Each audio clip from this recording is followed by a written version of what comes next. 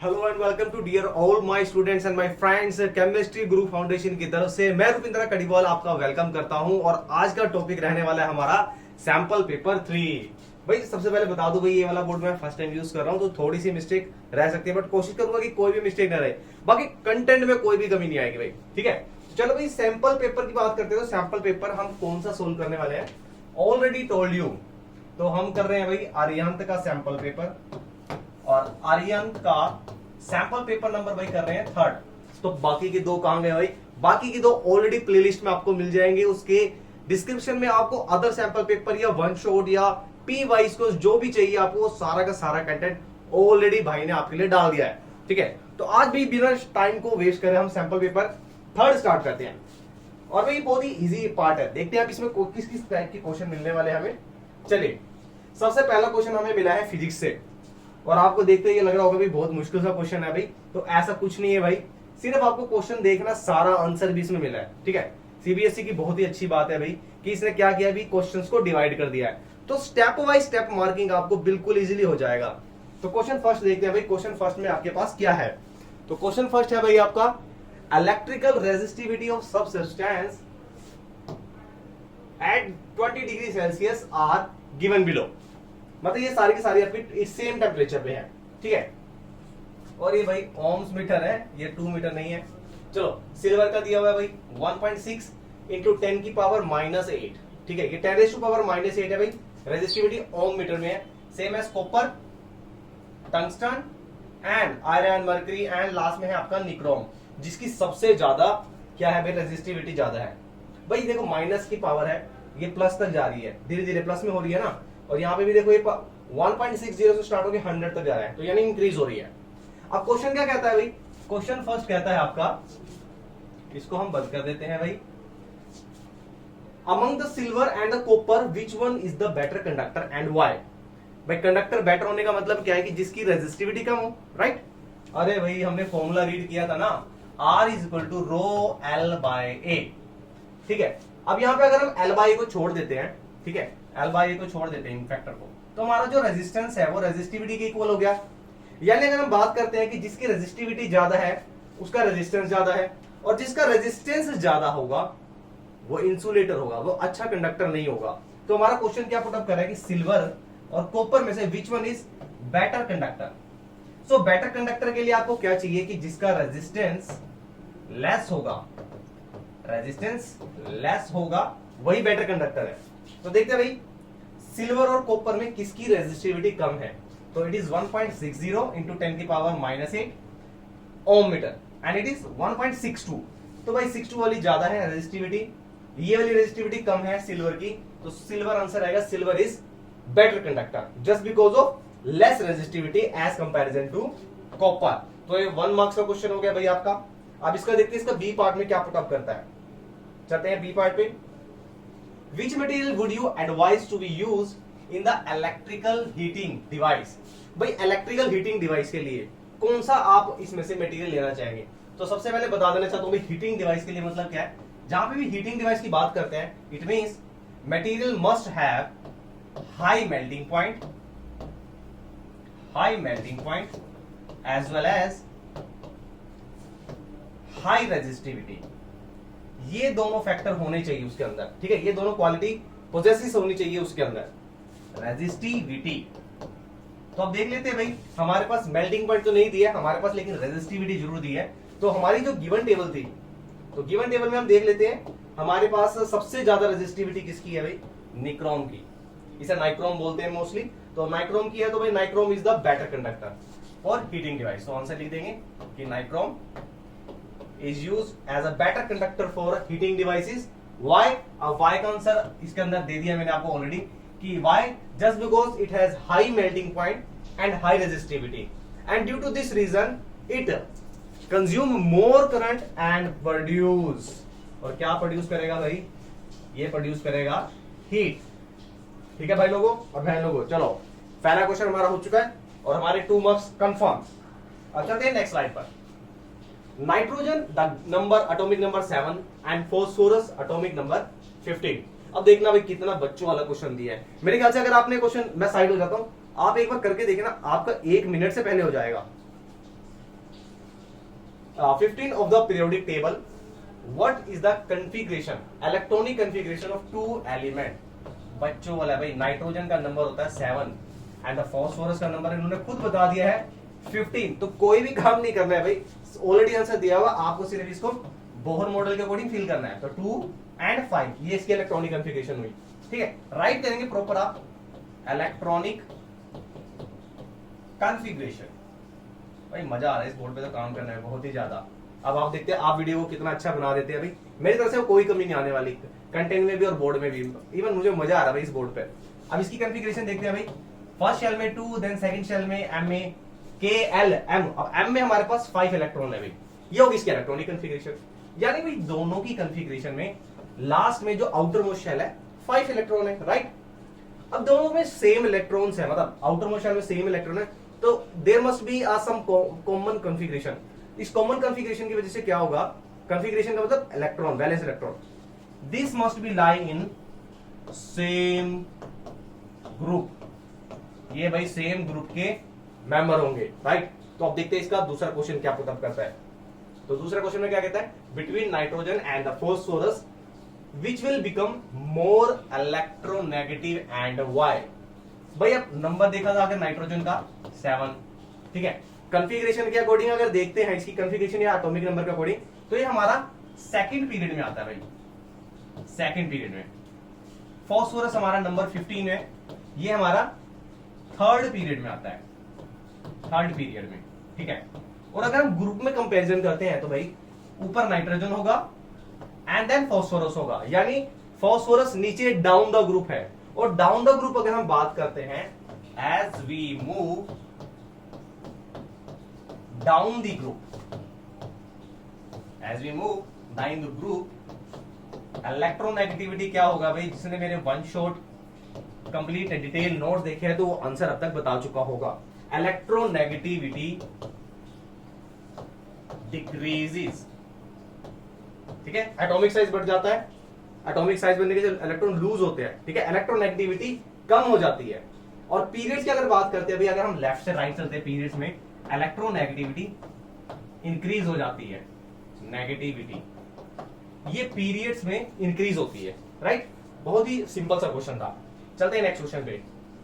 Third question क्या कहता है, trace the path of the pollen grains to fertilise the female egg after reacting with the stigma. भाई आपको पूरा एक ट्रेस करना है पाथ, मतलब आपको पूरा एक सीक्वेंस बताना है कि किस सीक्वेंस में ये जो पोलन ग्रेन्स हैं to fertilise the female egg, egg को फर्टिलाइज कैसे करते हैं। तो भाई इसके दो तरीके से आंसर है, या तो आप इसे थ्योरी में कर सकते हैं या एक फ्लो चार्ट बना सकते हैं कि ये जो पोलन ग्रेन्स हैं, पोलन ग्रेन्स ये पोलिनेशन के थ्रू, यहां पे होगा पोलिनेशन, सेल्फ भी हो सकता है क्रॉस भी हो सकता है। पोलिनेशन के थ्रू कहां एंटर करेंगे, एंटर इनटू स्टिग्मा, और स्टिग्मा में एंटर करने के बाद ये क्या होंगे भाई, reaches to style through the pollen tube, और ये pollen tube then reaches to the ovary where eggs are found, and here this pollen tube या male gametes of flower fertilize the female egg, यानी female gamete. तो ये पूरा part आप पूरा अगर 1 मार्क्स में पुटअप करता है तो इसका फ्लो चार्ट बना के, अगर आपके पास टाइम है, अच्छा टाइम, और डेफिनेटली होगा भाई, मैं इस पेपर को 1 आवर 30 मिनट्स में सोल्व कर रहा हूं अप्रोक्सीमेटली टाइम में, ठीक है। तो मींस मैंने प्रैक्टिस करी है काफी, तो अगर आप भी मेरे सैंपल पेपर्स की प्रैक्टिस कर रहे हैं तो डेफिनेटली आप इतने टाइम में कंप्लीट कर लेंगे। और इवन भाई मुझे तो बहुत ज्यादा टाइम लगेगा बताने में, एक्सप्लेन करने में, आपको खुद सोचना और आंसर लिखना है वहां पे। इतनी प्रैक्टिस के बाद आप जल्दी ही कर लेंगे क्वेश्चन पेपर। मेरे अकॉर्डिंग आपका अगर इस टाइप के सैंपल पेपर के टाइप का आपका क्वेश्चन पेपर बनता है तो हार्डली भाई 1 आवर 15 मिनट या 1 आवर 30 मिनट्स मैक्सिमम है, मैक्सिमम, ठीक है। चलिए आप इसको एक्सप्लेन कर सकते हैं और फ्लो चार्ट बना सकते हैं। It is depends upon you, because representation capture marks, जितनी अच्छी रिप्रेजेंटेशन होगी उतने अच्छे मार्क्स हैं, ठीक है भाई। चलते हैं भाई, अब चलते हैं हमारे नेक्स्ट क्वेश्चन पे। मैं चाहता हूं भाई नेक्स्ट क्वेश्चन एक बार आप खुद देखें कि कौन कौन सा पार्ट पुटअप किया हुआ है, मतलब फ्लावर वाला पार्ट भी क्या बताने की जरूरत है इसमें। Name the part which is sticky and receptor of a pollen grains. तो भाई फीमेल रिप्रोडक्टिव पार्ट को एक बार ड्रॉ देख लेते हैं। फ्लावर के कुछ इस तरीके का होता है और ये नीचे से फ्लास्क शेप होता है, बॉटम। जो नीचे वाला पार्ट होता है भाई ये राउंड शेप का, that is ovary, and it has female gametes that is eggs, ये वाला पार्ट होता है जो भाई थिन वेस्ट वाला, ये that is called style, and this part through which pollen grains enter, ये इसके थ्रू अगर पोलन ग्रेन्स एंटर करते हैं, यहां ये वाला पार्ट जहां से एंटर करता है, रिसेप्टर है जो रिसीव करता है, दैट इज स्टिग्मा। मैंने इसका पूरा आपको बताया भी था अभी किस तरीके से याद करना है, ठीक है। इसको पिस्टल बोल देते हैं, पिस्टल, इस पूरे पार्ट को बोल देते हैं पिस्टल या कार्पल, और मैंने इसको शॉर्टकट बताया था भाई पिस्टल वाली माँ, तो पिस्टल से याद रख लेना, ये एक फीमेल रिप्रोडक्टिव पार्ट है, ठीक है। तो यहां से स्टिकी और रिसेप्टर पार्ट कौन सा हो गया भाई, पोलन ग्रेन्स का आंसर रहेगा भाई स्टिग्मा।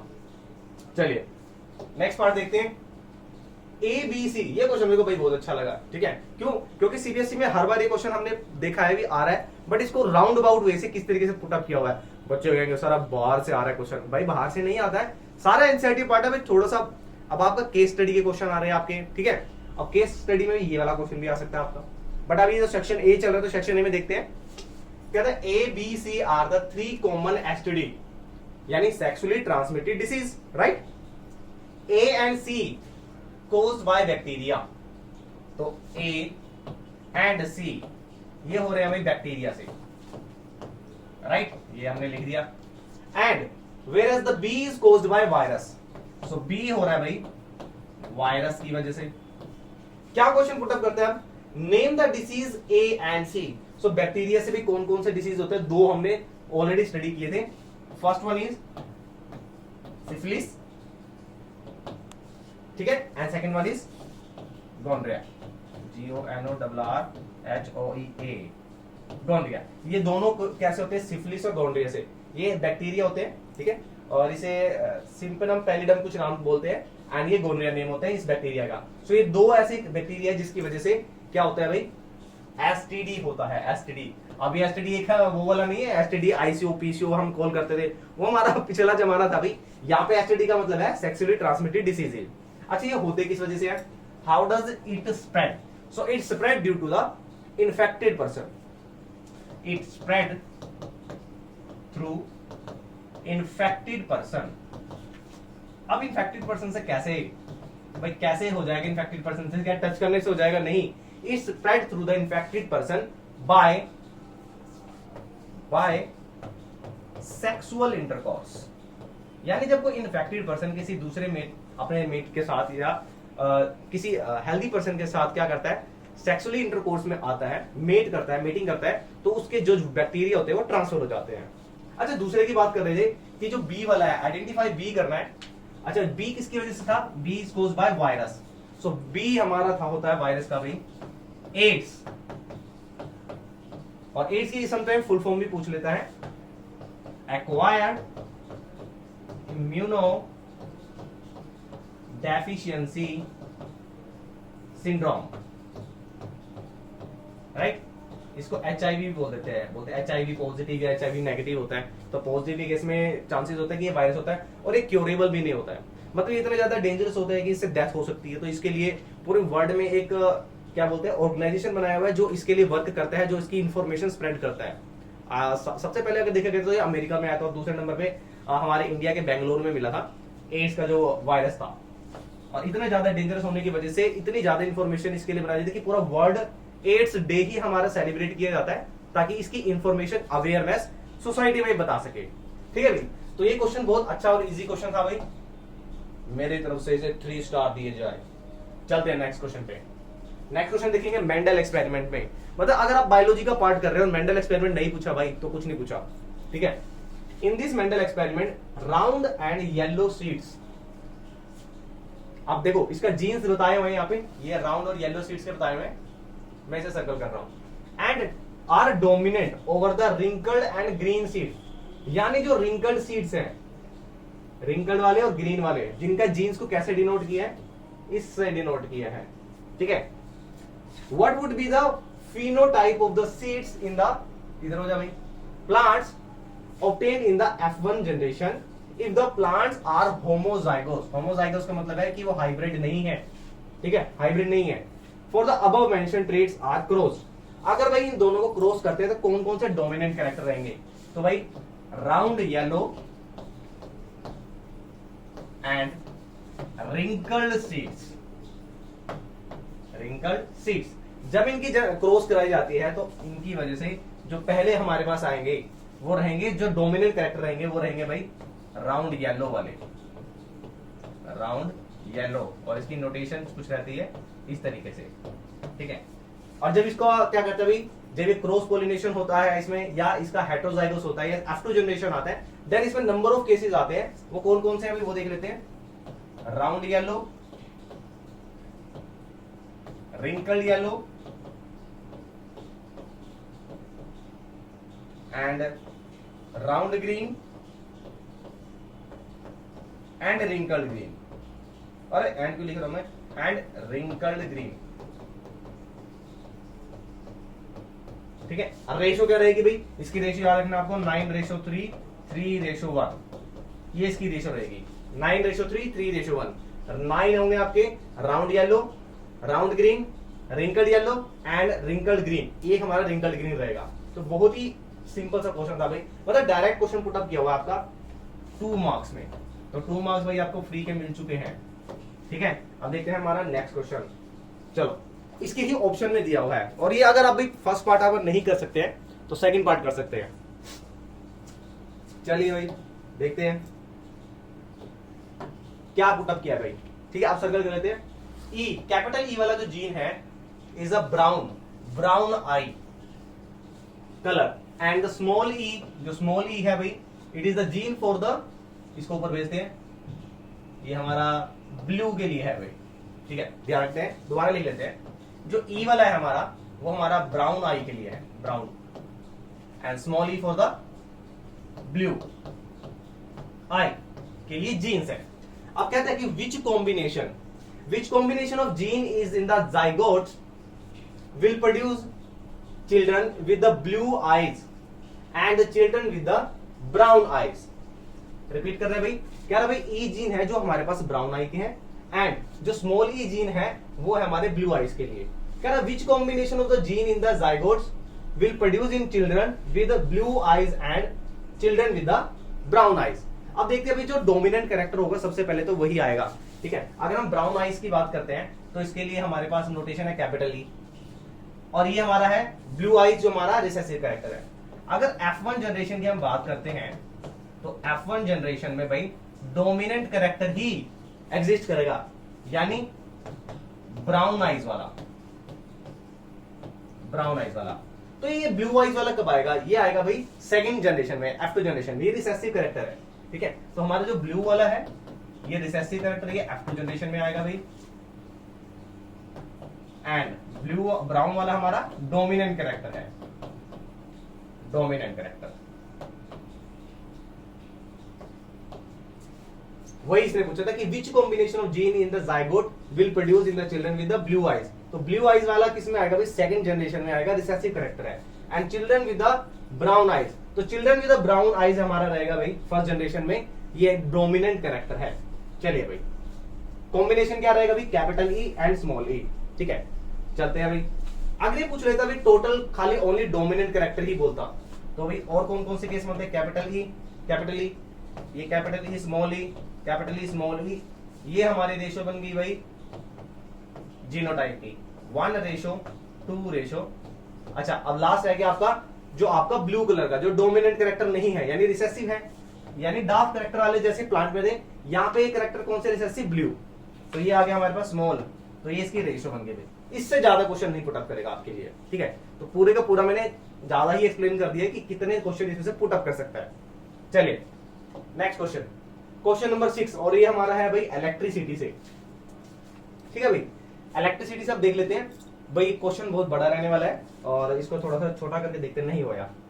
कह रहा 2 रेजिस्टर्स है, 4 ओम ये वैल्यू दी हुई है, एंड 6 ओम, ये हमारे पास आ गया 6 ओम के, दोनों के दोनों पैरेलल में कनेक्ट है, ठीक है।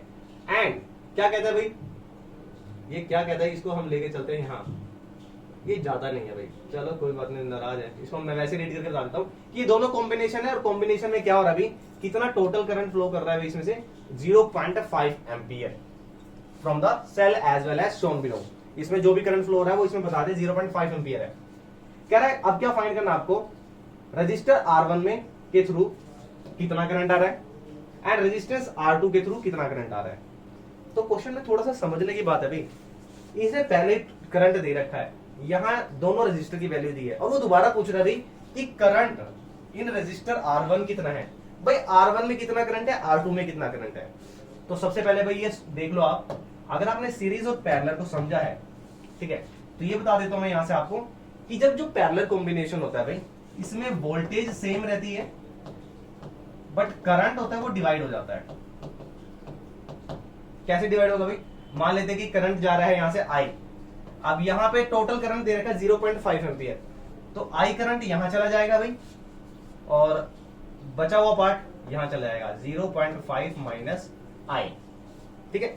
अरे भाई पैरेलल कॉम्बिनेशन में करंट डिवाइड होता है, टोटल करंट हमारे पास 0.5 है, यानी टोटल करंट हमें 0.5 ही मिलेगा, ठीक है। हम मान के चलते हैं कुछ पोर्शन इधर चला गया R1 में, अब हमें नहीं पता कितना पोर्शन गया, तो हमने इसे मान लिया, डिनोट कर लिया I से।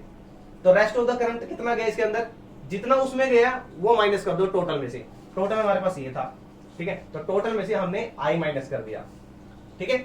अच्छा, अब सोचने की बात है कि आपको क्या चीज सेम दिख रही है यहाँ पे भाई वोल्टेज सेम है, तो वोल्टेज फाइंड कर लेते हैं भाई। वोल्टेज कितनी होगी, V equal to I R. So I हमारे पास I है, R कौन सा हमारा R1 रेजिस्टेंस यानी 4, ठीक है भाई। वोल्टेज इसके लिए भी सेम रहेगी, तो resistance V is equal to I R, तो I कितना है हमारे पास 0.5 माइनस I, R कितना है इसका भाई 6 ओम। दोनों वोल्टेज से दोनों इक्वल ही होगी क्योंकि पैरेलल कॉम्बिनेशन में वोल्टेज सेम रहती है। तो ये हो गया भाई, इसको देख लेते कितना आएगा ये 5 6 3 एंड माइनस 6I, थोड़ा सा गलती और इरेजर हमारी कहां है, ये आ गया हमारा 5 0.3 आ गया एंड ये आ गया 6I इक्वल टू हमारे पास है 4I। अच्छा ये माइनस का 6I उधर जाएगा 10I हो जाएगा, ठीक है। तो 10I इज इक्वल टू 3 और I आ गया हमारे पास 3/10 यानी 0.3 एम्पियर। अब I यहाँ किस में था भाई, I हमारा करंट चल रहा था इस वाले रेजिस्टर में, ठीक है। तो यहाँ पे I की वैल्यू आ गई हमारे पास 0.3 एम्पियर। तो यहाँ पे कितना जाएगा भाई, सिंपल सा क्वेश्चन देखो, टोटल था 0.5, 0.3 उधर चला गया तो इधर किसमें गया, कितना गया, यहाँ पे I की वैल्यू पुट कर दो भाई 0.5 माइनस 0.3, सॉल्व करके दिखा दो, हमें पकी पकाई खीर खाने की आदत है। तो भाई 0.2 एम्पियर करंट जाएगा हमारे सेकंड रजिस्टर में, ठीक है। बहुत ही सिंपल क्वेश्चन था, सिर्फ अंडरस्टैंड ये करना था कंसेप्ट, ये वाला सिर्फ इतना सा पोर्शन आपको अंडरस्टैंड करना था कि वोल्टेज सेम होती है रजिस्टर में when resistor are connected in parallel. हमने दोनों वोल्टेज को इक्वल रख दिया, सिंपल। यहां से हमारा I निकल गया, I निकल गया तो दूसरे वाला I निकल जाएगा हमारा भाई, जो किस रजिस्टर से चल रहा है भाई 6 ओम रजिस्टर से। चलिए भाई नेक्स्ट क्वेश्चन चलते हैं। एक और क्वेश्चन भाई और में ये ऑप्शन में दिया हुआ है इसके, अगर वो क्वेश्चन आप नहीं कर पाएंगे तो ये करेंगे, फंसेंगे तो हर जगह भाई क्वेश्चन हर जगह मिलेगा। कह रहा है इक्विवेलेंट रेजिस्टेंस, इक्विवेलेंस का मतलब है भाई आपका इक्विवेलेंट मतलब होता है टोटल रेजिस्टेंस, या इसकी जगह आपको वर्ड दे सकता है अफेक्टिव रेजिस्टेंस, ठीक है। Affective resistance of the following circuit diagram ये दिया हुआ है इज 4 ओम। अफेक्टिव का मतलब क्या भाई, यानी इसने टोटल रेजिस्टेंस हमको दे दिया है, यानी इसने हमको आंसर दे दिया है।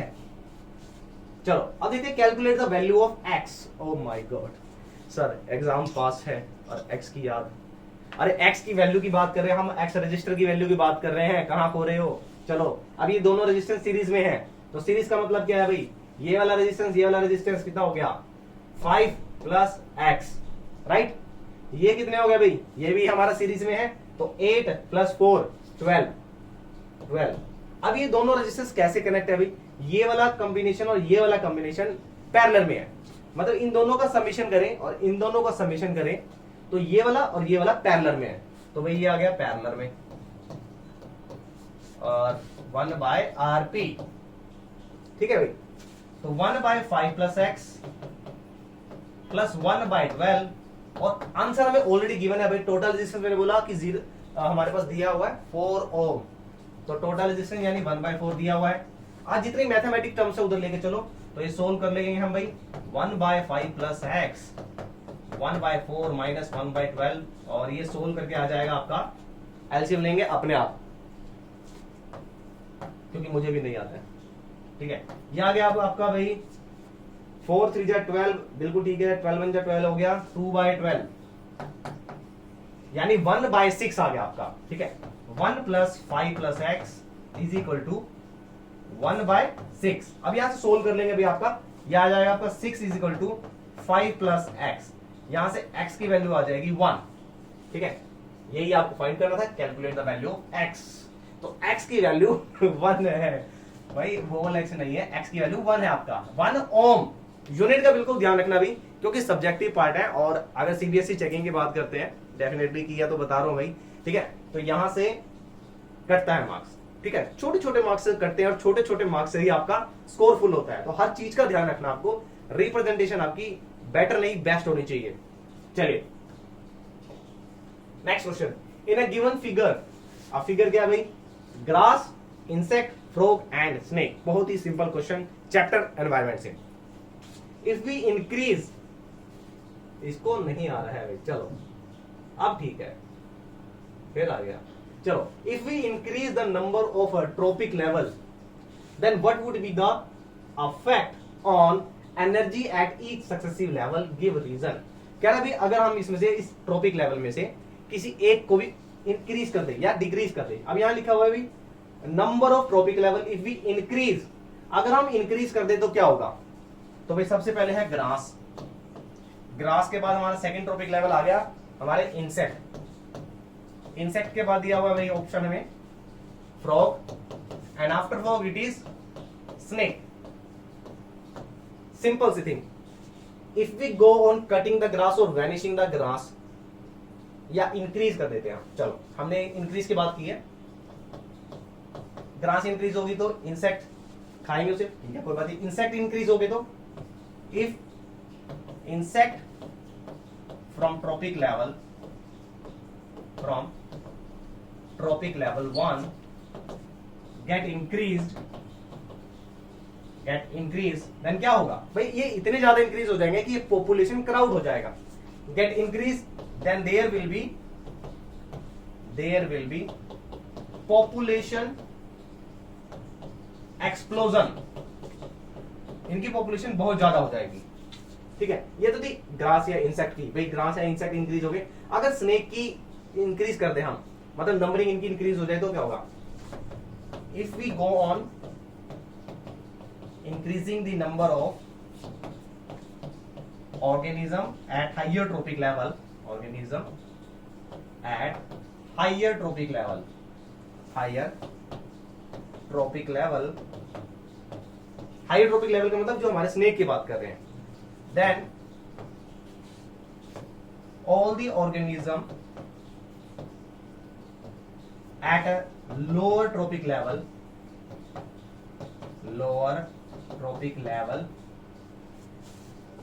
will be consumed as food, will be consumed as food, and their population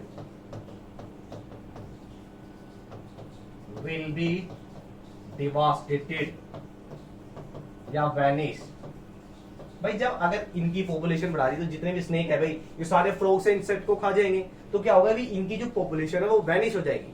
और अगर हम इनकी पॉपुलेशन को इंक्रीज कर दें तो इनकी पॉपुलेशन से पॉपुलेशन एक्सप्लोजन हो जाएगा, हर जगह कीड़े ही कीड़े, ठीक है। तो सारी ग्रास खत्म हो जाएगी, ठीक है ना। और ग्रास खत्म हो गई तो क्या होगा भाई, खाने के लिए ह्यूमन बींग्स को जो हर्बीवोरस है दूसरे हर्बीवोरस को नहीं मिल पाएगा, राइट।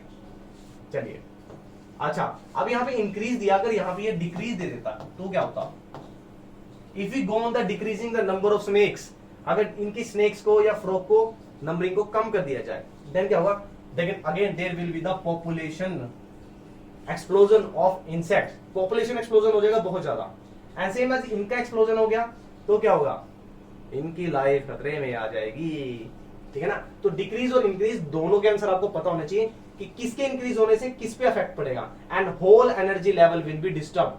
तो अब अगर यहां से डिक्रीज करते हैं तो यहाँ पे राइट में आपको लास्ट में आंसर जरूर लिखना है, द होल ट्रॉपिक लेवल या energy level will be disturb, ये सारा का सारा डिस्टर्ब हो जाएगा भाई, ठीक है। चल चलेंगे नेक्स्ट पे, ये भी आ गया भाई, in the following food web can the organism of any trophic level will be removed without causing any damage to the ecosystem. क्या हम इकोसिस्टम को बिना डैमेज किए क्या हम किसी भी ऑर्गेनिज्म को रिमूव कर सकते हैं? नहीं कर सकते। अगर हम रिमूव करते हैं भाई like if we go in removing the herbivorous, then what will happen? All the herbivorous if removed, then there will be the no food for the higher trophic level, and higher trophic level will be die due to the starvation. तो नहीं कर सकते भाई। No, we cannot remove organism of any trophic level because it will disturb energy transformation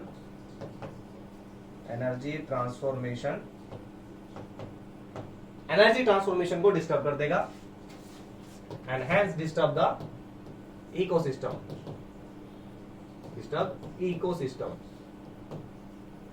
या हम कह सकते हैं if you go on decreasing या रिमूव की बात करी है तो मैंने ऑलरेडी इसके बारे में बता चुका हूं मैं। If you go on decreasing, तो यहां पे आप एग्जांपल दे सकते हैं। एग्जांपल 1 में organism at lower level, lower trophic level, अगर हम लोअर ट्रोपिक लेवल को ऑर्गेनिज्म को डिक्रीज कर दें, then organism at upper trophic level, organisms at upper level would die due to starvation, would die due to starvation। भाई भूखे ही मर जाएंगे सारे के सारे। नीचे वाले ऑर्गेनिज्म को हम रिमूव कर नहीं सकते, इन सबको रिमूव कर दिए तो ऊपर वालों के लिए फूड कैसे बनेगा, राइट? तो ऊपर वाले जो ऑर्गेनिज्म है अपर ट्रोपिक लेवल पे, they would die due to the starvation. चलो सेक्शन बी। सेक्शन बी में आपके कितने मार्क्स से क्वेश्चन आते हैं अभी हर बार बताता हूं, 3 मार्क का क्वेश्चन आएगा। कितना? कहां नहीं के 3 मार्क के क्वेश्चन आएंगे आपके, और ये चलेंगे हमारे 8 से लेके 13 तक। कितने क्वेश्चन हो गए काउंट कर लेना, ठीक है? 8, 9, 10, 11, 12, 13। Each question comprises of 3 marks, और 3 मार्क्स में आपका वो 2 मार्क्स प्लस 1 मार्क्स का दे सकता है, या और भी अच्छा जो सबसे मेरे को बेस्ट लगता है 1 + 1 + 1। 1 + 1 प्लस का बेनिफिट क्या है भाई? इसमें आपको अगर एक क्वेश्चन भी आपका नहीं रहता है या कुछ आपको डिफिकल्टी लगती है तो डेफिनेटली भाई आपका बाकी 2 अटेम्प्ट हो जाएंगे। और भी क्या इसका बेनिफिट क्या है भाई? क्वेश्चन आपको ऑप्शन में मिल रहे हैं, यानी आपके पास चॉइस आ जाती है, ठीक है? और चॉइस में डेफिनेटली आप अच्छा स्कोर कर सकते हैं भाई। मेरे मानिए मैंने सैंपल पेपर, बहुत सारे सैंपल पेपर ऑब्जर्व करे, you can achieve more than you can think, ठीक है? जितना आपने सोचा उससे ज्यादा अचीव कर सकते हैं just because of your hard work. So your hard work is only for 10 days. इस 10 डेज में अपने आपको लगा दीजिए, जोर लगा दीजिए भाई। ये लास्ट के 10 डेज हैं जो स्ट्रेटेजी देख लीजिए, लेकिन स्ट्रेटेजी के साथ साथ भाई अपनी प्रैक्टिस भी करनी है। ये 8-10 घंटे पूरे लगा दो डेली के, ये आपको पूरा डेफिनेटली टर्म 1 की जो भी गलती हुई रही है उसको भी रिमूव कर देगा, ठीक है? चलिए क्वेश्चन नंबर फर्स्ट देखते हैं हमारा बी पार्ट का। For the current carrying solenoid as shown, कहां गया अभी दिख नहीं रहा, देखते हैं हम आगे। Draw the magnetic field lines, ठीक है? आपको सोलेनोइड की मैग्नेटिक फील्ड लाइंस बनानी है। तो भाई मैं ऑलरेडी मैंने बना लिया आपके लिए ताकि आपको दिक्कत ना हो, ठीक है? तो दिस इज सोलेनोइड, ये इसका सर्कुलर लूप है जो कॉपर वायर का है, and as it connect with the circuit, जैसे इसको कनेक्ट करते हैं, कर लेते हैं भाई, कोई बात नहीं। लो हमारा पेन कहां गया, ये रहा भाई। ये वाला जो पार्ट है यहां से ये कनेक्ट हो गया है, हमने पोटेंशियल डिफरेंस से कनेक्ट कर दिया है, ठीक है? जब करंट चलेगा भाई इसके अंदर, यहां से करंट चलेगा, ठीक है? तो current will start moving in this coil, और ये क्या बन जाएगा? It's become a magnet, and the magnetic field line will be such that कि क्या होगा भाई? अब ये देखो यहां से करंट चल रहा है भाई, ये ठीक है? अब करंट चल रहा है, अब ये किस तरीके से चल रहा है? अभी आपका 1D में दिख रहा है, अगर 2D में देखेंगे तो करंट कुछ ये इस डायरेक्शन में दिखेगा आपको, इस डायरेक्शन में, यानी क्लॉकवाइज। ये आपको क्लॉक रूल बताया है यहाँ पे पहले मैंने नोट्स में कि करंट अगर क्लॉकवाइज चलेगा तो साउथ पोल की तरह काम करेगा। अभी करंट यहाँ से एंटी क्लॉकवाइज चल रहा है, देखो ये चल रहा है एंटी क्लॉकवाइज, ये ऐसे चल रहा है, ठीक है? Anti clockwise. तो एंटी क्लॉकवाइज का मतलब क्या भाई? ये करेगा हमारा नॉर्थ पोल की तरह काम, ठीक है? ये हो गया हमारा सोलेनोइड। अब सोलेनोइड से क्या क्या इंपॉर्टेंट थिंग्स पूछता है कि एक तो ये पूछ लेता है भी कि मैग्नेटिक फील्ड लाइंस सेंटर में, यानी inside the solenoid, inside the solenoid कैसी होती है भाई? स्ट्रेट चलती है। दूसरा क्वेश्चन क्या पुट अप करता है कि यहां पर पॉइंट्स दे देगा आपको 1, 2, 3, कहीं पे भी पॉइंट्स दे देगा, यहां पे मैग्नेटिक फील्ड लाइंस क्या होती है, थर्ड क्वेश्चन वो पूछेगा कि मैग्नेटिक फील्ड लाइंस को या मैग्नेटिक अफेक्ट को, ये मैग्नेटिक जो अफेक्ट है सोलेनॉइड का, इसको कैसे इंक्रीज कर सकते हैं। ठीक है, ये सारे क्वेश्चन यहां से बनते हैं और मैं आपको हर बार बता चुका हूं सैंपल पेपर में क्वेश्चन आ रहा है। ठीक है, तो इंक्रीज करने के लिए क्या क्या कर सकते हैं भाई, हम नंबर ऑफ टर्न्स को बढ़ा सकते हैं एन को, ठीक है, अमाउंट ऑफ करंट को बढ़ा सकते हैं, एंड लूप का रेडियस, इसका लूप का रेडियस को कम कर सकते हैं। ठीक है, so these are the factor N I R, number of turn, I current, amount of current and radius of loop. चलिए, ये तो था इसके बारे में। ये इसका एक और वर्जन दिखा दिया मैंने कि ये जो सोलेनॉइड है ये एक बार मैग्नेट की तरह काम करता है, it is resemble with a bar magnet. ठीक है, अब इसका बी पार्ट देखते हैं भाई। बी पार्ट में ये क्या कहता है, चलो 3 मार्क्स में क्वेश्चन था तो 1 मार्क्स वो था, ये 2 मार्क्स का ये था। लो क्वेश्चन आ गया है, ये कहता है give reason to explain that out of the 3 point, out of this 3 point, चल भाई मान से A B and C at which point the field strength is maximum. 3 point दे दिया भैया इसको, एक ये हो गया हमारा, नहीं भाई याद आ गया मेरा पेन कहाँ गया। अब बेचारा जब याद आता है इंसान का तभी काम का वो रहता है, वैसे तो कोई काम के रहते नहीं अभी। चलो अब ये पॉइंट दे दिया है, बी पॉइंट है भाई, ये बी पॉइंट है आपका। ठीक है, ये आ गया भाई सी पॉइंट। अभी अगर आपने फील्ड की जो डायरेक्शन देखी होगी किस तरीके से थी, एंड पॉइंट ए, अच्छा जो पॉइंट ए है ये कोर है, ये मतलब ये वाला जो आपको सिलेंड्रिकल शेप दिख रही इसे कोर बोलते हैं, इस कोर के ऊपर लिपटी हुई है। ठीक है, और मैग्नेटिक फील्ड अगर मैं दिखा देता हूं आपको पिछली स्लाइड में, तो मैग्नेटिक फील्ड लाइंस क्या है भाई, इस कोर के ये जो राउंड रैपिंग हो रही है ये कोइल की, इसके चारों ओर जो मैग्नेटिक फील्ड होगा ये बिल्कुल क्राउडेड होगा, आसपास होगा। ठीक है, इसके बाद जो मैग्नेटिक फील्ड लाइंस होगी वो थोड़ी दूर दूर होगी। ठीक है भाई, इतना समझिएगा। यानी मैग्नेटिक फील्ड लाइंस सबसे ज्यादा स्ट्रेंथ कहां पर होगी भाई, कहां पर होगी, जहां पे मैग्नेटिक फील्ड लाइंस क्राउडेड होगी। तो पॉइंट ए हमारा ऐसा है, point A where magnetic field lines are crowded, और क्राउडेड होने की वजह से क्या होगा भाई, magnetic field strength is maximum, magnetic field lines are maximum. अच्छा मैक्सिमम और मिनिमम कहां पे होगी, मिनिमम मैंने बोला था भी मैग्नेट की तरह कहीं काम करेगा ये भी। तो ये फील्ड लाइंस भाई अभी नॉर्थ पोल और साउथ पोल की बात नहीं कर रहे हैं, ये कुछ ऐसे लाइंस होगी। ठीक है, जो लाइंस दूर होगी, अब ये पॉइंट क्या है, दूर की तरफ है, यानी अवे फ्रॉम द मैग्नेट है, तो भाई बी पॉइंट पे मिनिमम मैग्नेटिक फील्ड स्ट्रेंथ होगी। और ये हमारा एक पोल है, और यहां पे भी पोल पे भी मैक्सिमम होगी, मतलब बी से तो ज्यादा होगी लेकिन ए से कम होगी। ठीक है, अगर हम इसको सीक्वेंस में अरेंज करने लगे तो कैसे होगा भाई, सबसे ज्यादा भाई ए पॉइंट पे फील्ड होगी। ठीक है, ए के बाद सी, और सी के बाद हमारा पास आ गया भाई बी, यानी बी पे सबसे कम होगी, उससे ज्यादा सी, सी से ज्यादा ए में सबसे ज्यादा मैग्नेटिक फील्ड स्ट्रेंथ होगी, क्योंकि यहाँ पे मैग्नेटिक फील्ड लाइंस बहुत पास पास है, और पास पास होने का मतलब क्या है, अफेक्ट बहुत ज्यादा होगा। चलते हैं next, what is 9th question है भाई, right the element whose one of the allotropic form is buckminsterfullerene. इस बार मुझे मतलब थोड़ा सा ये डिसअपॉइंट लगा भाई, इसके जो कार्बन के एलोट्रोप है इस पे ज्यादा क्वेश्चन नहीं पुटअप कर रहा है।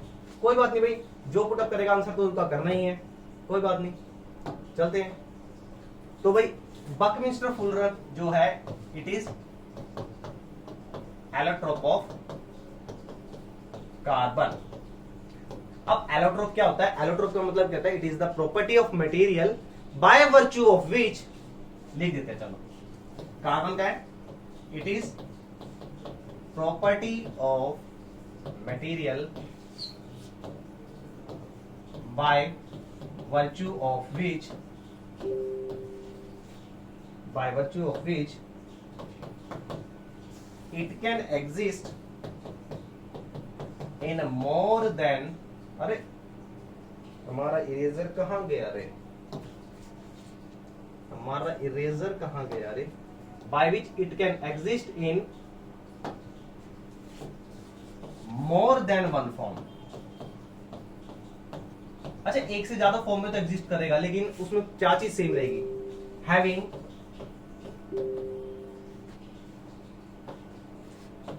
Same chemical property, same chemical properties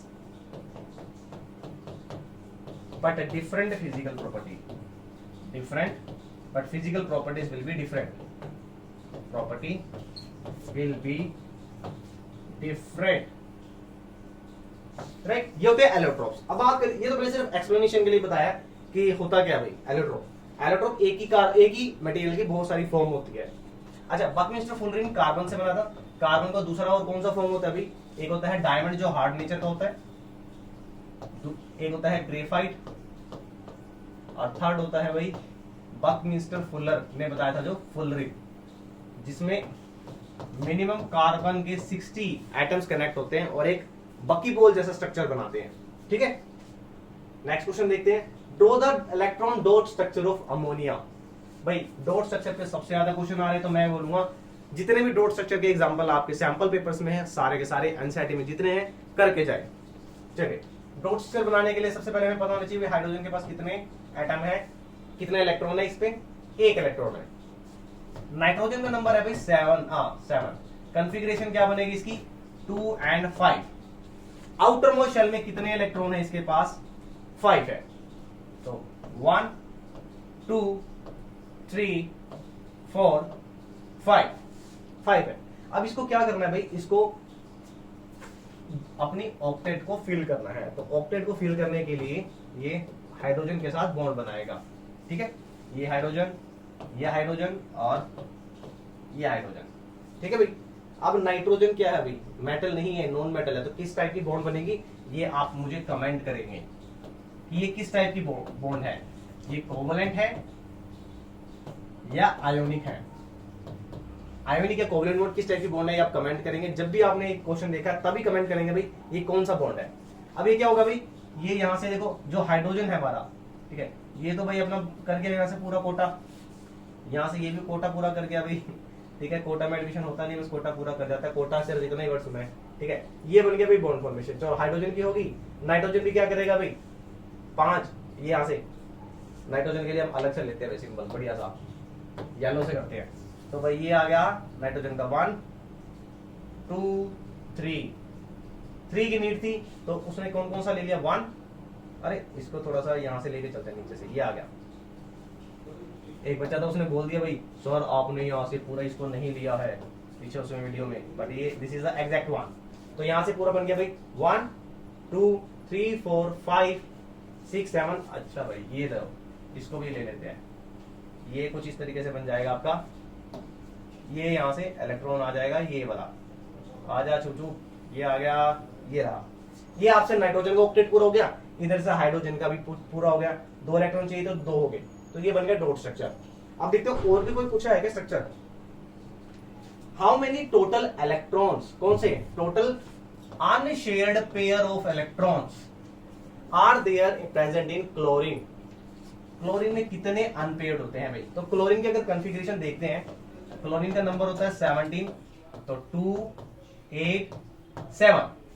ठीक है, अब 7 है तो भाई 1 2 3 4 5 6 7। दूसरे क्लोरीन के साथ रिएक्ट करेगा, दूसरा क्लोरीन 1 2 3 4 5 6 7। ठीक है, जब ये बॉन्ड बनाएगा, नॉन मेटल है, कोवलेंट बॉन्ड बनाएगा, तो ये भाई इन दोनों की बॉन्डिंग बनेगी सिर्फ। अब कितने अनपेड रह गए भाई वो आप कैलकुलेट कर लो। कितने? 1 2 3 4 5 6, यानी 6 इलेक्ट्रॉन। और कितने पेयर हो गए? ये हो गया भाई 3 pair in each chlorine. Her chlorine की बात कर रहे हैं, यानी दोनों क्लोरीन की। टोटल अगर बात करते हैं 6 इलेक्ट्रॉन इधर 6 इलेक्ट्रॉन इधर।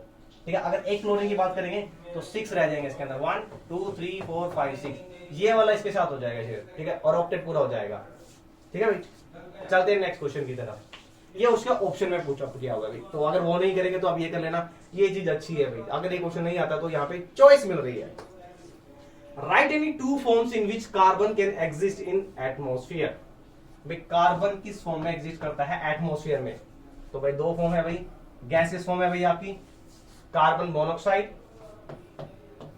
And carbon dioxide. तो यहाँ पे नंबर 1 और नंबर 2 दोनों लिखेंगे आप, किस किस फॉर्म में एग्जिस्ट कर रहा है। कार्बन मोनोऑक्साइड, मोना, वो मोना वो वाली नहीं है भाई, ये मोनो है। एंड एक कार्बन डाइऑक्साइड, डाइऑक्साइड जो ग्लोबल वार्मिंग के लिए रिस्पॉन्सिबल है।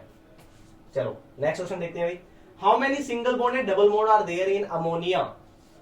भाई अमोनिया का अभी स्ट्रक्चर बना के आए हैं, ठीक है, अभी जस्ट किया है कि वो ये बॉन्ड बना लेगा भाई, ये बॉन्ड बना लेगा भाई, ठीक है, और हाइड्रोजन के साथ ये बॉन्ड बना लेगा। सो ये दो हमारे पेयर बच जाते हैं। जो ये हमारा एक पेयर है जिसमें 2 इलेक्ट्रॉन है, ये हमारे अनपेयर अलग से पड़ा हुआ है, ठीक है। बट कितने बॉन्ड बनी है यहाँ पे भाई? 3 बॉन्ड बनी है, और तीनों बॉन्ड कैसी है भाई? सिंगल बॉन्ड है। 3 बॉन्ड्स हैं, 3 बॉन्ड्स, और कौन सी कैसी है ये? सिंगल। डबल बॉन्ड की अगर बात करते हैं तो डबल बॉन्ड कितनी है? डबल बॉन्ड 0 है भाई। अगर वो पूछ रहे भाई अनपेयर इलेक्ट्रॉन कितने हैं, सो अनपेयर अगर पूछ लेता है, अनपेयर भाई एक पेयर है, या सिंपल कह सकते हैं 2 इलेक्ट्रॉन है। चलते हैं हमारे नेक्स्ट क्वेश्चन पे। Right the 2 important use of graphite. Graphite क्या है? It is allotrope of carbon, right, carbon का एलोट्रोप है। चलो अब ग्रेफाइट का यूज देखते हैं। तो ग्रेफाइट भाई बहुत ही सॉफ्ट नेचर का होता है, तो इसको इस वजह से एज अ लुब्रिकेंट यूज करते हैं हम, लुब्रिकेंट। दूसरा ग्रेफाइट कहां यूज होता है भाई? आपके जो पेंसिल होती है ना, आपको एक कहानी सुनाता हूं, मैं बार बार सुनाऊंगा पकाने के लिए। जब छोटा था ना, तो मैंने पेंसिल को दोनों साइड से शार्प कर लिया था, 4th क्लास में था उस टाइम में। तो मुझे ऐसा लगता था भी कुछ नहीं होगा, तो आदत थी भी छेड़ करने की। तो जो इलेक्ट्रिक सॉकेट होता है ना, उसमें मैंने पेंसिल घुसा दी, ठीक है, और पीछे से भी पेंसिल पकड़ी हुई भाई साहब मैंने, ठीक है, और क्या हुआ, मैं चिपक गया। और मैंने सबको बच्चों को ये बताया कि मेरे पास मैजिक पेंसिल है जिसमें से करंट आता है, ठीक है, और स्कूल में 2-3 बच्चे चिपका दिए 4th क्लास में, और मैडम ने मेरे को चिपका दिए। ये हुआ था असल में। हाँ बिल्कुल सही कह रहे हो सर, सुन लिया होगा आपने। तो ऐसी मैजिक पेंसिल आप मत करना। लेकिन जब जैसे जैसे बड़े हुए तो पता लगा भाई, जो पेंसिल का जो सिक्का होता है, ठीक है, लेड होता है, वो ग्रेफाइट होता है। वो एक सिंगल नॉन मेटल है जो ऐसा कंडक्टर है, नॉन मेटल है, बट कैन कंडक्ट इलेक्ट्रिसिटी। चलिए बेहतरीन, बट ये एक्सपेरिमेंट आप खुद मत कीजिएगा, नहीं तो बहुत पिटाई होने वाली है। नेक्स्ट क्वेश्चन पे चलते हैं। चलिए नेक्स्ट क्वेश्चन में, ये क्वेश्चन मैंने कहा है कि इस क्वेश्चन को आप कितनी मर्जी बार कर लो, ये क्वेश्चन आपका हर बार रिपीट होकर आ रहा है, और मेरे ख्याल से 6 to 7 टाइप मैंने आपको बता दिया। Answer remain the same, but question की सेंस चेंज हो जाती है, ठीक है। क्या चेंज हो रही है सेंस? देख लो आप, क्वेश्चन क्या है। कहता है कलावती जी, नमस्कार कलावती जी। कलावती जी ने क्या किया? कलावती जी ने ब्लेम कर दिया, अरे वो तो काम ही होता है। Kalavati ji blame her daughter in law for having a daughter and no son. भाई बेटा नहीं हुआ तो क्या बात है, बेटी किसी से कम नहीं है, हमारी लाडो किसी से कम नहीं है। So being a biology student, how will you convince Kalavati that her daughter-in-law has no role in the giving a birth of a girl or a boy? So आप कैसे इसको कन्विंस करेंगे? तो सिंपल सा फंडा है भी, आप कलावती जी को कैसे एक्सप्लेन करेंगे? पहले तो कहेंगे कलावती से हम बात ही नहीं करते, वो इतना रेसिज्म करती है ना भैया भी गर्ल्स और बॉयज में, तो but there is a no role of her daughter in law, right? So why? Because daughter in law की अगर बात करते हैं और उनके सन यानी कलावती जी के बेटे, so for the giving the birth of a child it depends upon the type of chromosomes contributing in a sexual intercourse. So how many chromosomes are there? There are 22 pair of XX and 1 XY chromosome in male. And if we talk about females, female has only X chromosomes. So whenever there is a participation or contribution of chromosomes, female yani son-in-law, daughter-in-law of Kalavati can only share X chromosome, and it can share X chromosomes as well as Y chromosomes. It depends upon son, not at her daughter-in-law. So is there any confusion in this question? Is there any blame for the Kalavati daughter-in-law? No, because for a birth of a child, for determining the sex of a child, there is no role of females. The major role that plays during the sex of a child, it is of the male, because male contributing the X chromosomes during the gamete formation, then only male boy yani boy child will be there. If it is contributing with the X chromosomes, then child will be girl. So determination of sex of a child depends upon the type of chromosomes shared by male, right? So there is no blame for the Kalavati डोटेन no. तो कलावती जी को समझाइए यार, कुछ नहीं किया उसने, छोड़ दो, चुगलियां बंद।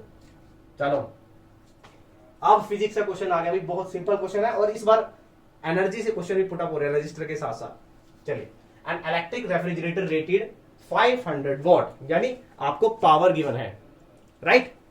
तो power and operate 6 hour a day. तो पावर दी है भाई P, कितने दिया भाई? पावर हमारे पास आ गई 500 वॉट। अच्छा, टाइम दे दिया हमारे पास 6 hour in a day. What is the cost of energy to operate it for the 30 days at 4.5 per kilowatt per hour? तो सबसे पहले एनर्जी निकालते हैं, फॉर्मूला क्या होगा भाई? P into T, that is 500 into 6, यह क्या आपका, अरे 3000। अच्छा, ये क्या हो गया अभी आपका? वॉट आर हो गया, ठीक है। अब इसको और देखते हैं कितने डेज के लिए, ये 1 डे का है, तो ये 1 डे के लिए है भाई, 1 डे। तो 30 डेज के लिए कितना होगा भाई? 30 डेज के लिए होगा, 30 से मल्टीप्लाई करो, 30 into 3000, it comes out 90,000 watt hour. अच्छा, इसको मैं मॉडिफाई कर देता हूं, ठीक है, यहां कर देता हूं, it becomes 90 kilowatt per our.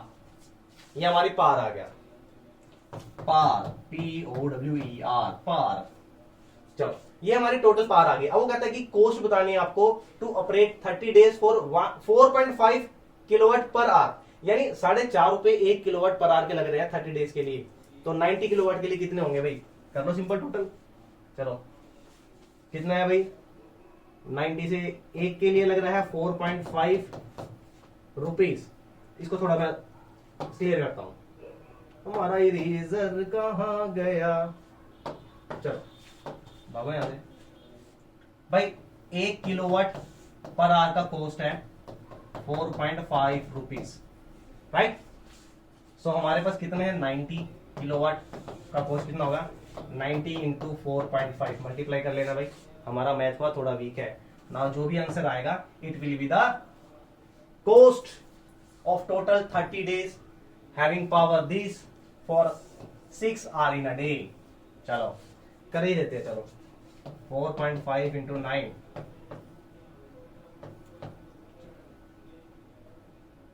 ये आ गया आपके पास 4050, यहाँ पॉइंट है, तो ये आ गया आपका 405 रुपीज ओनली। ये तो जी हमारे नेताजी, हमारे जो आम आदमी पार्टी के हैं, हमारी फ्री सेवा वगैरह इलेक्ट्रिसिटी की है, तो वही आ गया 4.5 रुपए पर किलोवाट। इतना हमारा जो तो मजा ही आ जाएगा, सारे इसी बढ़िया चलेंगे। चलो नेक्स्ट देखते हैं भाई, second part. An electric fan runs from 220 volts main supply. V दे दिया है 220। The current flowing through the it is I is equal to 0.6 ampere. भाई जब भी न्यूमेरिकल ना समझ आए ना, जो चीज गिवन है पहले वो लिख लो, जो फाइंड करना है क्वेश्चन मार्क, ऑलरेडी आपको फंडा समझ आ जाएगा, ठीक है। At what rate is the electrical energy transformed by the fan and how much energy is transformed in 2 minutes. चलो टाइम भी दे दिया है, टाइम दे दिया आपको 2 मिनट्स, यानी कितने सेकंड होंगे ये? 120 सेकेंड्स, ठीक है। अब एनर्जी का फॉर्मूला क्या होगा? पहले पावर निकालते हैं। पावर क्या होता है? P is equal to VI, तो 220 इंटू 0.6, इसको हम कुछ ऐसे लिख सकते हैं भाई, 6 2 12 एंड 6 2 12 प्लस 13, ये हमारे पास आ गया 132 वॉट, ठीक है, 132 वॉट हो गया। कहता है 2 मिनट्स के लिए लगाना है, तो एनर्जी कितनी कंज्यूम होगी? Energy is equal to power into time, तो 132 इंटू 120, भाई 120 सेकंड से मल्टीप्लाई कर दो, आपका आंसर आ जाएगा। यही तो इसने पूछा था कि how much energy is transformed in 2 minutes. 2 minutes में कितनी एनर्जी ट्रांसफॉर्म होगी भाई? मल्टीप्लाई कर लेना। क्या कह रहे हो सर? करके ही दे दो। चलो भाई कर देते हैं, 2 2 जा 4, 2 3 जा 6, 2 एंड 132, ये आ गया 48510। तो आंसर आ जाएगा भाई 15840। इतनी एनर्जी क्या होगी, ट्रांसफॉर्म होगी 2 मिनट्स में। ठीक है भाई, एनर्जी जूल में होती है तो लिखना जरूरी है, नंबर कटेगा। चलो नेक्स्ट क्वेश्चन देखते हैं भाई। 12th क्वेश्चन पे आ चुके हैं हम, और उसके बाद हमारा 13 क्वेश्चन और हमारा सेक्शन बी भी कंप्लीट हो जाएगा। ठीक है भाई, चलो अब आए, bar magnet is moved in and out of the coil. ये बार मैग्नेट है और एक कॉइल है, यानी सोलेनोइड की बात कर रहे हैं। ठीक है, इसको एक बार इन कर रहे हैं यानी inside the magnet towards the magnet, एक बार आउट कर रहे हैं, और इसके साथ एक क्या कनेक्ट है भाई, ये कनेक्ट है गैल्वेनोमीटर। ये गैल्वेनोमीटर कनेक्ट है। चलो ये तो हो गया। अब वो क्या पूछता है, the meter needle swings to the left when the magnet is moving towards the coil. भाई जैसे इस मैग्नेट को हम लेके चलते हैं कॉइल की टुवर्ड्स, जो ये नीडल है, ये जो नीडल है ये लेफ्ट हो जाती है। होने दो भाई, क्या फर्क पड़ता है, लेकिन इसका रीजन बताना है आपको। ये हमारा जो गैल्वेनोमीटर है भाई, ये अभी जैसे मैग्नेट को हम टुवर्ड्स द कॉइल लेके चलते हैं, it show deflection in the left direction. कोई बात नहीं, तो ऐसा क्यों हो रहा है, just because of moving this magnet towards the coil there is relative motion of magnet, and due to the relative motion of magnet the magnetic flux of the coil changes which induce current in coil। Magnet की movement की वजह से इस coil के अंदर current induce हो जाएगा, and वो करंट कैसे मेजर हो जाएगा, इस गैल्वेनोमीटर से, that show deflection in left direction. So ये रीजन है इसका। आगे क्या पुटअप करता है भाई, how the needle behaves when the bar magnet is at rest. जब ये मैग्नेट भाई, ये नॉर्थ पोल है और ये कॉइल है, ठीक है, ये गैल्वेनोमीटर कनेक्ट हो गया यहां से। जब ये पोजीशन रेस्ट पे रहेगी तो कोई फ्लक्स चेंज नहीं होगा, यानी no flux changes. Flux changes नहीं होगा तो no current induce, no current is induce. जब करंट इंड्यूस नहीं हुआ तो गैल्वेनोमीटर में नो डिफ्लेक्शन।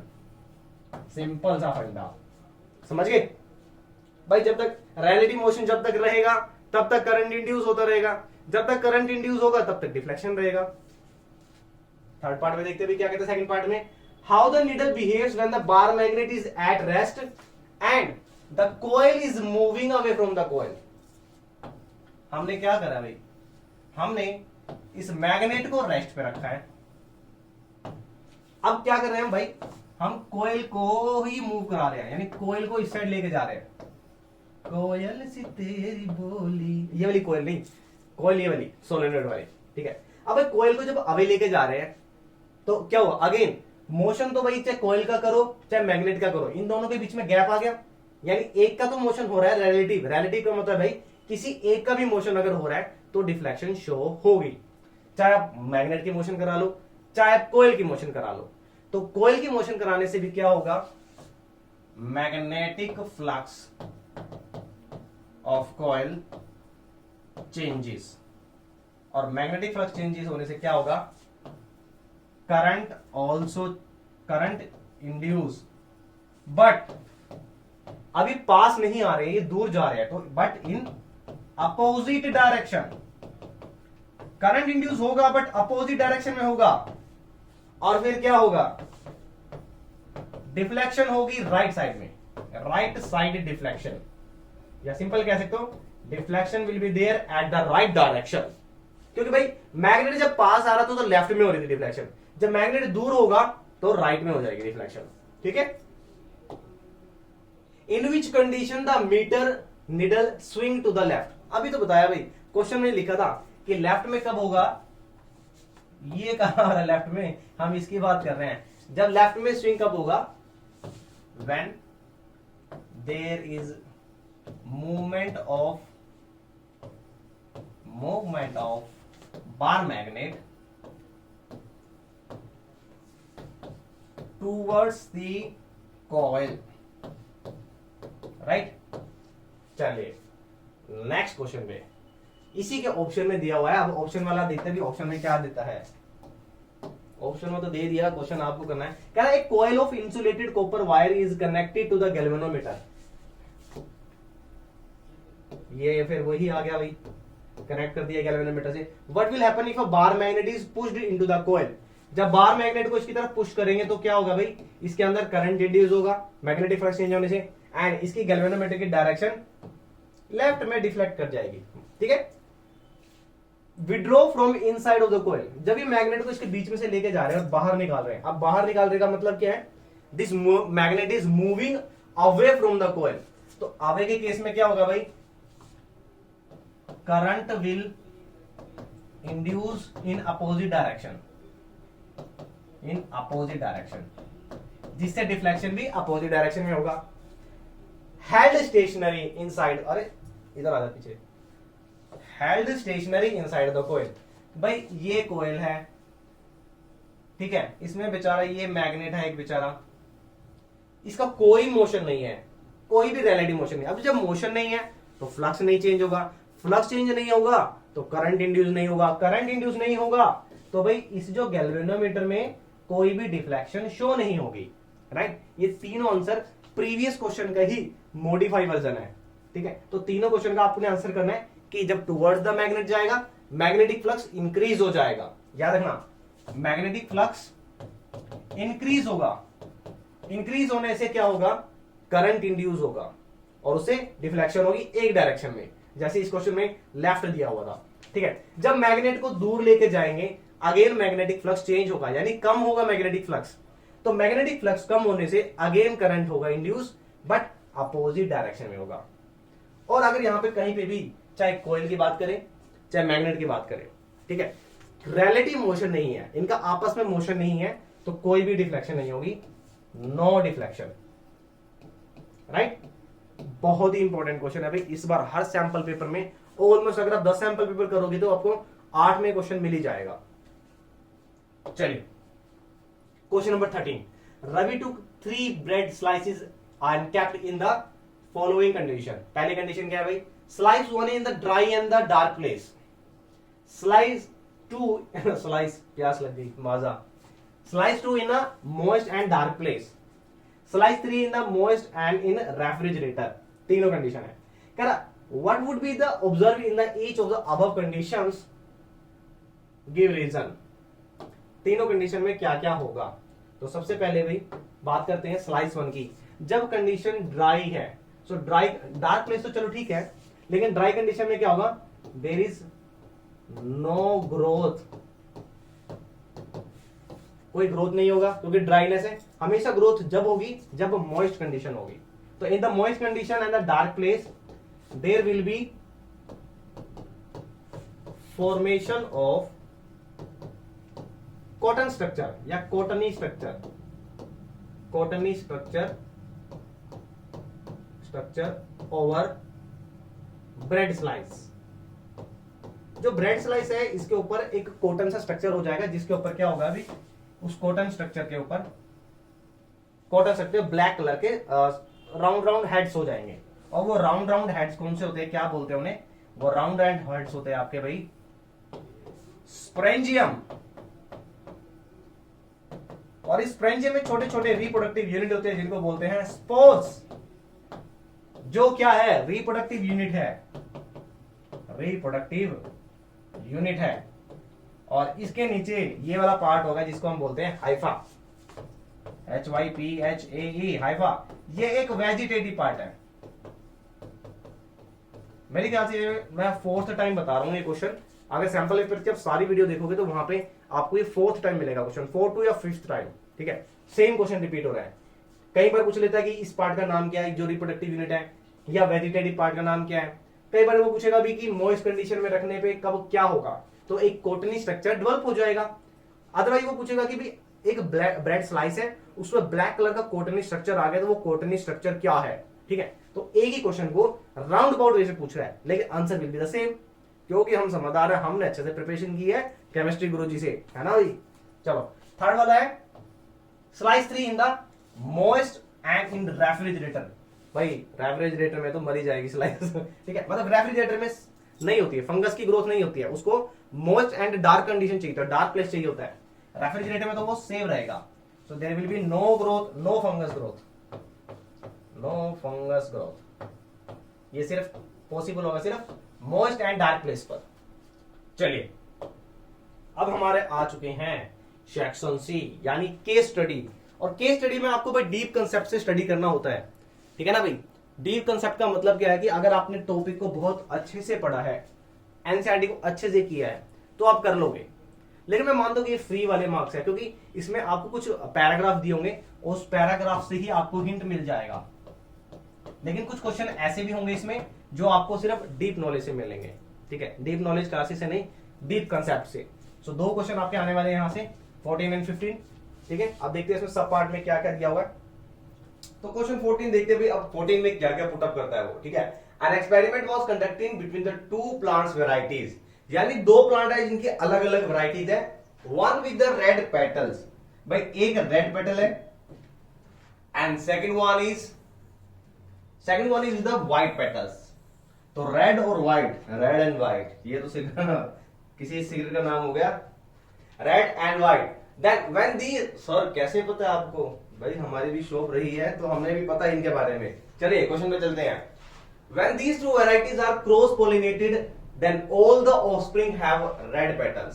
यानी भाई ये रेड वाले होंगे, ये इनका रेड का जीन हो गया, ठीक है। ये व्हाइट वाले पेटल्स हो गए, अब इनका पोलिनेशन हुआ है, ठीक है, इनका क्रॉस हुआ है।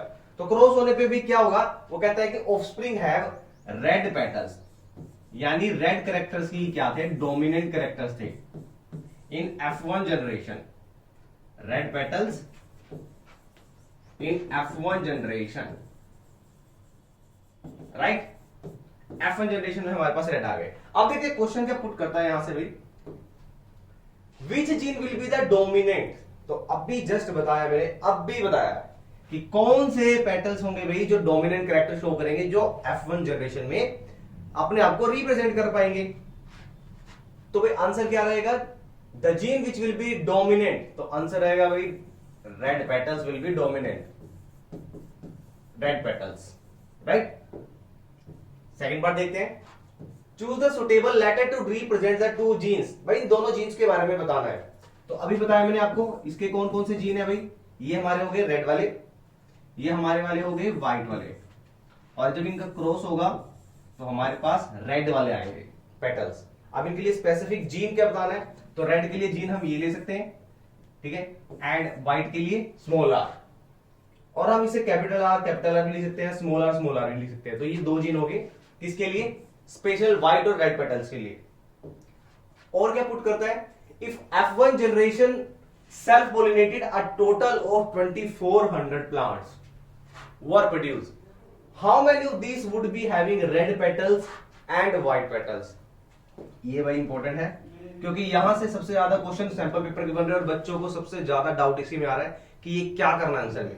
भाई उसने साफ साफ बोला है कि भाई सेल्फ पोलिनेशन, जो जो मेन पॉइंट है उसको मैं अंडरलाइन कर रहा हूं, सेल्फ पोलिनेशन, यानी भाई जब ये रेड और व्हाइट का क्रॉस हुआ, ठीक है, तो F1 जनरेशन में रेड पेटल्स आ गए, रेड वाले। When this undergo self pollination, अभी सेल्फ पोलिनेशन हुआ है, तो सेल्फ पोलिनेशन में आपके पास कौन कौन से केस बनेंगे, रेड वाले, रेड वाले, रेड एंड व्हाइट वाले, ठीक है, ये आपके पास बनेंगे 4 टाइप्स के। अब वो कह रहा है कि जो टोटल है वो टोटल कितने हैं, 2400 है। अगर हम इनकी रेशो देखते हैं भाई, जीनोटाइप रेशो देखते हैं तो 1:2:1। अभी टोटल कितने हैं, टोटल हमारे पास है ये 1:2:1 है हमारे पास 24। तो आप कह सकते हैं कि जो 4 है, 4 की वैल्यू आपके पास 24 है, 2400 है, राइट। तो आपको पूछता है कि टोटल रेड, अब टोटल रेड कितने हैं भाई, टोटल रेड ये है हमारे पास, ये सारे रेड है, ये भी है, ये इतना हमारे पास रेड है। इसको थोड़ा सा मैं चेंज कर देता हूं एक बार, ये रेशो यहां पे आ जाएगी व्हाइट वाले के लिए। ये सारा पार्ट भी हमारा रेड का है। कितने हैं टोटल, 1 and 2 3, तो 3 रेड है। अगर 4 की वैल्यू 2400 है तो 3 की वैल्यू कितनी होगी भाई, ये बताओ। यहां से आ जाएगा 1800, सिंपल मैथमेटिक्स। पहले क्वेश्चन का आंसर ये रहेगा भाई, how many would be having the red. अब रेड कितने हो गए हैं 1800। अब व्हाइट वाले जो स्मॉल आर है वो कितने होंगे, माइनस कर दो, ये आ गया आपके पास 600। तो फर्स्ट पार्ट का आंसर तो भाई यही रहेगा कि ये हमारे टोटल थे, ये हमारे रेड वाले हो गए, एंड इसके रेड के अंदर कैपिटल आर भी वाले हैं, कैपिटल आर और small R, capital R small R, but ये सारे के सारे व्हाइट में ही कंसीडर किए जाए, रेड में कंसीडर किए जाएंगे, ठीक है। व्हाइट वाले हमारे ये रहेंगे 600। अब बच्चे गूगल में सर्च कर रहे हैं, बहुत सारे क्वेश्चन भी इसमें डाउट बहुत ज्यादा बच्चों को आ रहा है कि क्या क्या पुटअप कर रहा है, तो मैं ये बता देता हूं भाई आपको कि सबसे पहले जो इसका आंसर करना है कि how many would be red and white, तो टोटल रेड कितने हैं भाई, टोटल रेड, तो टोटल रेड कितना का अपना कितना प्रोपोर्शन दे रहा है, 3 प्रोपोर्शन दे रहा है। टोटल व्हाइट, टोटल व्हाइट का मतलब क्या है, एक ही प्रोपोर्शन आ रहा है उसका, तो भाई व्हाइट का तो ये रहा, ये आपकी फिनेटिक रेशियो पूछ रहा है यहाँ पे। टोटल रेड का मतलब है फिनेटिक, कितना इसमें कितने भाई सारे के सारे रेड है या कितने रेड है कितने व्हाइट है, वहां पे फिनोटाइप रेशियो पूछ रहा है जिसे फिनेटिक रेशियो बोलते हैं। लेकिन अब यहाँ पे इसने अलग से एक और क्वेश्चन पुटअप किया हुआ है कि give the genotype of F2 generation, तो जीनोटाइप में आपको अलग से बताना होगा, जीनोटाइप इज 1:2:1। अब 1:2:1 में आप सेपरेटली बता सकते हैं कि कितने हैं, ठीक है। टोटल 24 है, तो 1 600, 2 1200 एंड 1 अगेन 600, ये टोटल 24 हो गए। अगर जीनोटाइप पूछता है तो इस तरीके से रेशियो बतानी है, ये नहीं पूछेगा आपसे नीचे कि कितने हैं, हाउ मेनी, ठीक है, वो रेशियो पूछता है। तो 1:2:1 है जीनोटाइप रेशियो, लेकिन फिनेटिक रेशियो भाई यहां पे पूछा हुआ है, डायरेक्टली नहीं पूछा हुआ, उसने थोड़ा सा राउंड अबाउट वे में पूछा हुआ है। ऐसे मैंने दूसरे सैंपल पेपर्स में भी क्वेश्चन बताए थे, वहां पे भी यही सेम क्वेश्चन था और सबको डाउट था कि मैंने 3:1 बताया है, तो 3:1 वहां पे क्वेश्चन था, वहां पे रेड और व्हाइट पेटल की जगह टोल एंड डार्क कैरेक्टर थे, ठीक है। तो भाई वो सबसे पहले हमें फिनेटिक रेशियो बतानी है। अलग नेक्स्ट पार्ट में गिव देना है, give the genotype of F2 generation, वहां पे आपको जीनोटाइप बताना है भाई, ठीक है।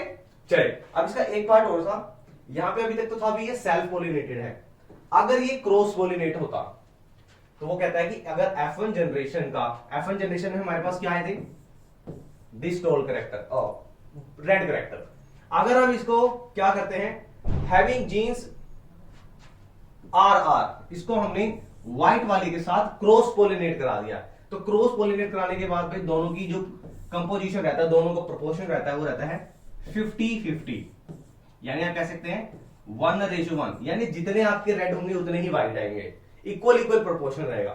अब टोटल हमारे पास है 2400, इक्वल इक्वल प्रोपोर्शन का मतलब क्या, हाफ रेड रहेंगे हाफ व्हाइट, तो 2400 में से भाई 1200 आपके रेड रहेंगे एंड 1200 ही आपके व्हाइट रहेंगे। ये चीज आपको ध्यान रखनी है, अभी सेल्फ पोलिनेट पूछा है या क्रॉस पोलिनेट पूछा है, और ये हमेशा आपको ऑप्शन में देगा, यानी आपके पास चॉइस हो जाएगी। अगर लेकिन सबसे पहले याद रखना भाई, सीबीएसई किसको अटेम्प्टेशन मानता है, जो सबसे पहले अटेम्प्ट किया गया है। अगर आपने इसको पहले अटेम्प्ट कर लिया और ये गलत हुआ तो यही माना जाएगा आपका, ठीक है।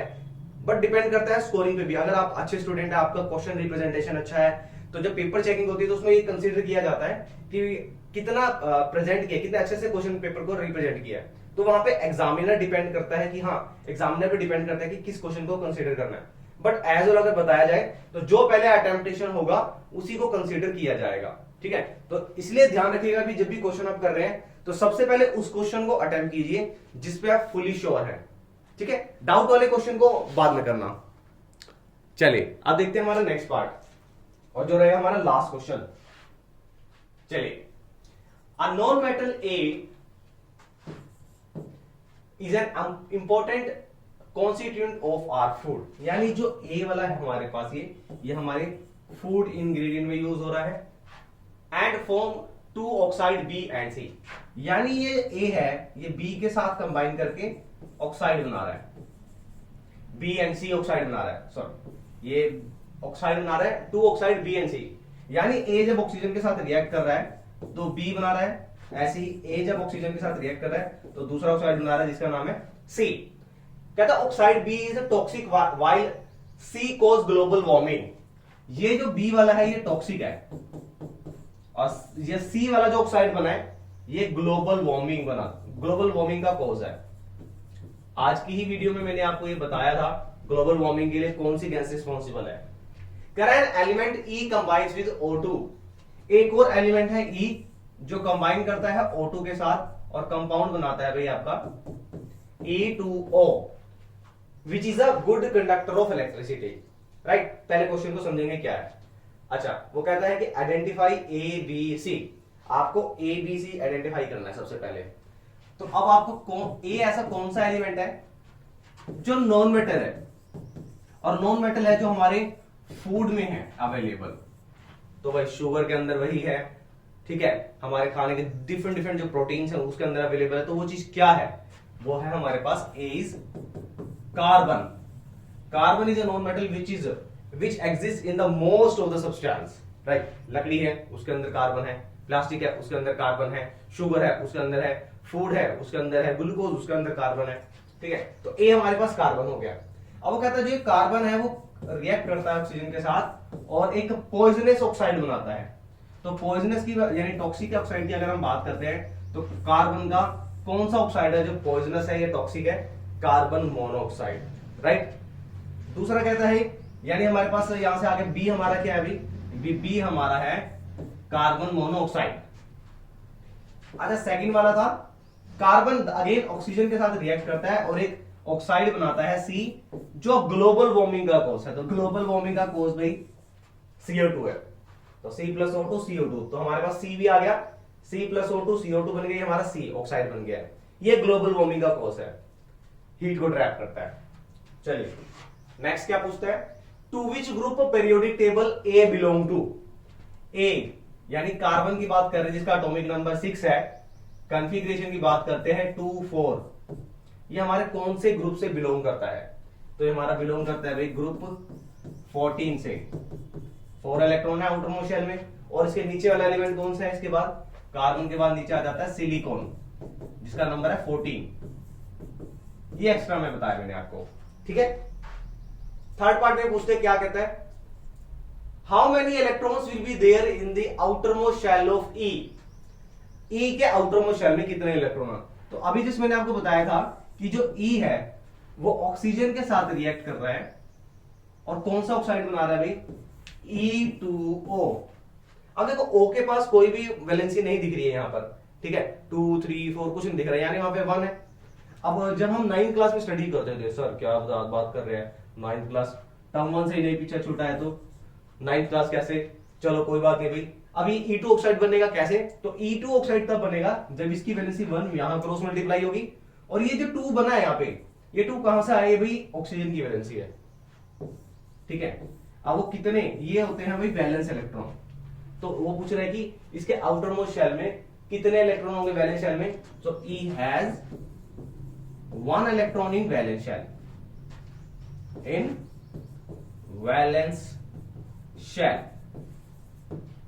चलिए B part, write the formula of the compound formed when E combine with chlorine.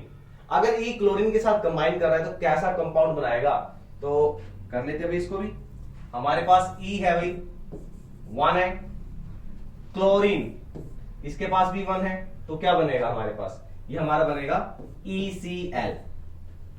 Valency 1 है, इसकी भी बोलेंगे कैंसिल हो जाएगा, तो हमारे पास बनेगा ECl।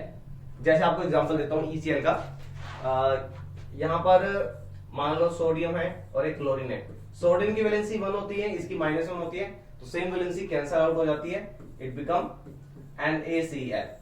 तो ऐसे हमारा E का है, E की वैलेंसी 1 थी, क्लोरीन की वैलेंसी भी 1 है, तो क्रॉस मल्टीप्लाई होकर बन गया हमारे पास ECl। This is all about your sample paper 4 and for नहीं, आई थिंक 3 कर लिया हमने। So this is all about your sample paper 3, और ऐसे ही बढ़िया बढ़िया वीडियो के लिए हमारे चैनल को लाइक और सब्सक्राइब कर देना भाई। पीडीएफ चाहिए तो टेलीग्राम चैनल में मिल जाएगा, जिस चीज की आपको डिमांड है, PYQs है, वन शॉट्स है, डिटेल नोट्स है, वो सारे के सारे आपको अवेलेबल हो जाएंगे प्लेलिस्ट में, तो प्लेलिस्ट को देखना ना भूलिए। मिलते हैं ब्रेक के बाद, अपना ध्यान रखें, tata bye bye, have a nice day.